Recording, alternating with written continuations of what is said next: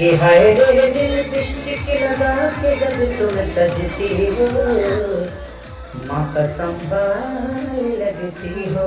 हम दुनिया हमसे बहुत प्यार करें, लेकिन हमारा एक और चीज से प्यार है, ज्यादा लोग और चीज है मतलब 2000 नोट से भले मार्केट से आउट हो रहे था लेकिन वही ना बड़ा बड़ा नोट कमाए खातिर एक और सांची का ढूंढ ले लगा। नंतर लोग है स्प्रिंटर्स ऑनलाइन गेमिंग साइट। आप स्प्रिंटर्स ऑनलाइन गेमिंग ना एकदम हमारा करेगा, काहे से कि यहाँ 1000 से भी ज्यादा गेम है।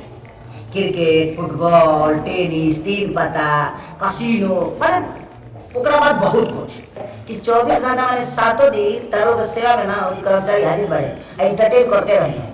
24 घंटा 7 दिन काहे से कि जीतला के बाद ना 5 मिनट के बाद तारा अकाउंट में जहाँ तू मैसेज दे हलो व्हाट्सएप पर कि तारा अकाउंट में माल घिचा दे। स्प्रिंटर्स ऑनलाइन गेमिंग एशिया के सबसे बड़ा प्लेटफॉर्म गेमिंग लाइन बनेगा। जल्दी से अपन लकी आईडी डालो और नीचे जो नंबर बना वो आप व्हाट्सएप कर लो और 100 रुपए से खेल स्टार्ट कर लो। मार दे यहाँ हर डिपॉजिट बना 2% बोनस भाग तो पहले ही दीजिए।